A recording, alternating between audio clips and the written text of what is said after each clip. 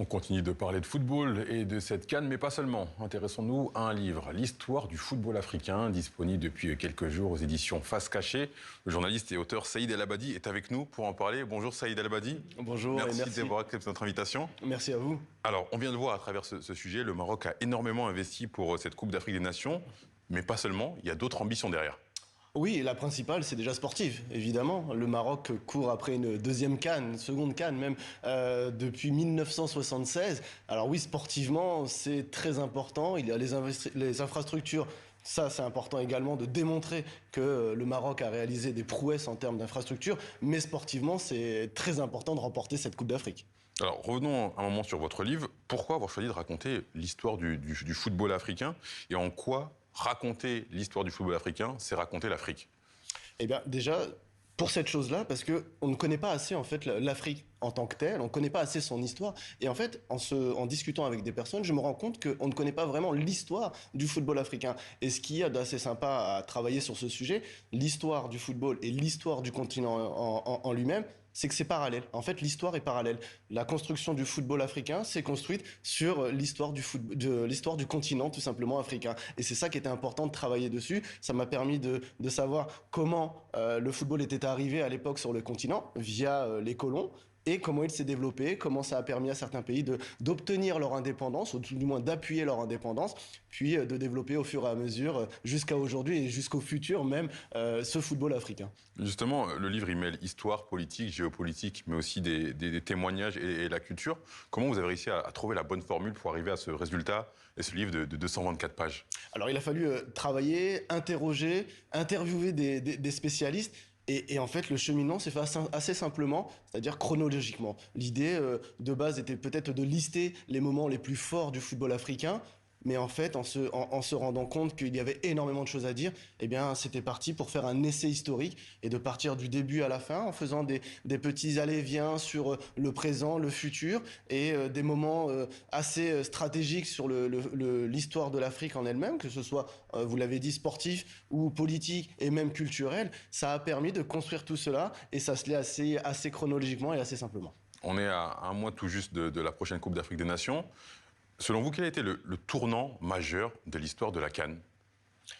Ah bah, déjà sa création, tout simplement. La pure création elle-même de la CAN et de la CAF à l'époque, dans les années 50, c'est quelque chose de majeur puisque ça a permis à l'Afrique déjà d'exister sur le plan international, puisque la FIFA existait déjà, mais il manquait en fait cet élément continental pour exister aux yeux du monde entier. Et la création de cette CAF a permis aux pays de montrer leur indépendance auprès des empires de l'époque, britanniques, francophones, etc.